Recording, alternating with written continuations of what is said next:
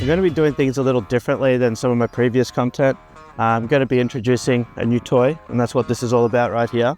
So without any further ado, let me introduce you to the Super 73 RXE Adventure Series e-bicycle. This is the 2024 model in the Panthro blue, hence I call it Panthro, just to be cliche.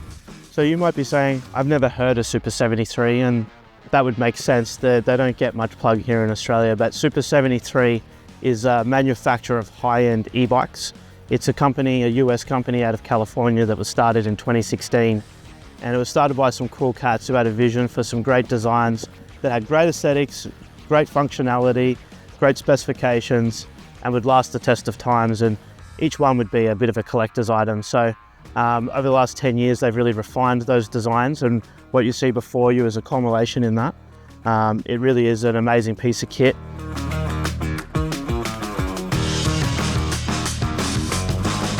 So the first time I came across Super 73, I was with a mate down in Byron Bay, and we had hired some e-bikes for the day just to check out the area and have some fun.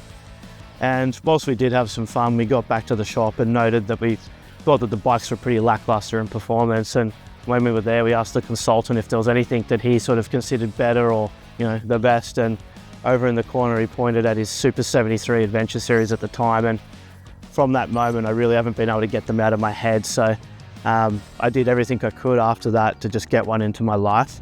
Getting a hold of one of these bikes was a story unto itself, and what was good as it was worth all the effort, it has stood up to my lofty expectations. And whilst that's a story that I will tell later, I'm really glad that I went through with it all. 3, 2, 1.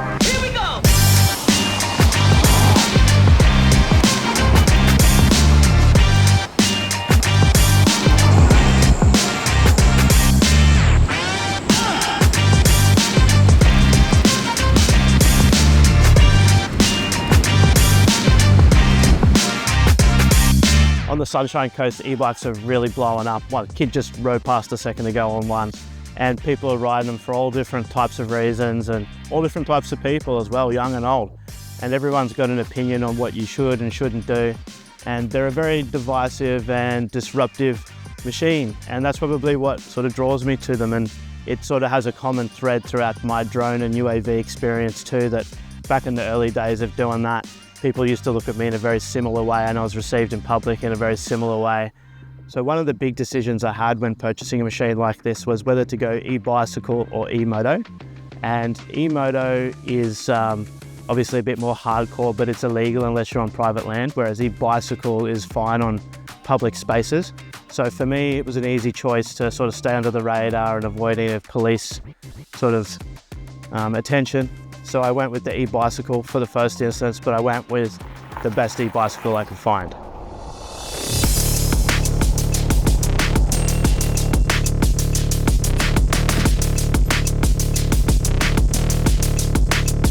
Look, there's no doubt these products are confronting, you know, e-bikes, drones. Those products have changed the world in the way that we communicate, the way we transport ourselves, and life will never be the same because of these products. But they, I guess, force people to confront what they think about it, and it always sort of rubs certain people the wrong way.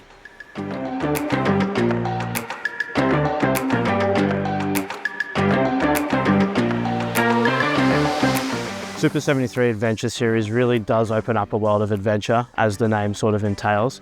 It allows you to take the path that you would never take on a conventional bike, and that's a really powerful tool. The bike's most at home going downhill. It has enough power in the motor to get you comfortably uphill. So the motor's there to take the effort away, and the suspension ensures you've got a nice comfy ride as you go along. There's a multitude of different modifications you can get for it, and there's heaps of different fabricators and suppliers out there. So that's another reason for the content, is I wanted to do high quality content and advertise the bike for how good it is, and allow other suppliers, if they wanted to advertise, you know, on the bike, and I'll do some content to help promote it all.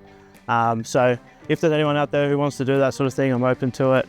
And obviously I'm really passionate and enthusiastic about the bike. I really love the idea of curating something to your ultimate desire, and I can really see that potential with this bike. It's not unusual for me to be that guy that people are looking at going, what's that fucking idiot up to? And like I said, a few months later, they're doing the same fucking thing anyway. So it's always just a confronting thing to have these things forced in front of you without knowing what's coming.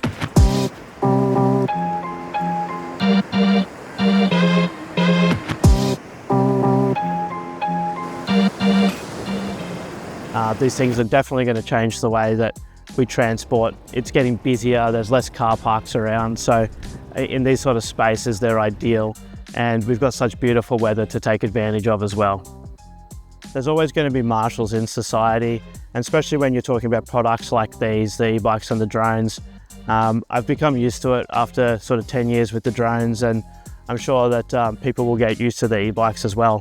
There's obviously the controversy about the danger, but there's lots of things in this world that are dangerous, and I think that this technology changes the world enough that it's going to be here to stay, and I don't think there's going to be too much anyone can really do about it except just learn to live with it.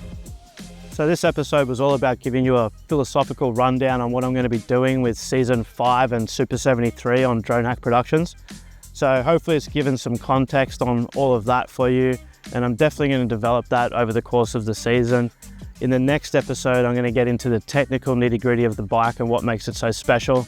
So hopefully you can join me for that episode, and I really appreciate you follow, like, and subscribing. Thanks again for watching.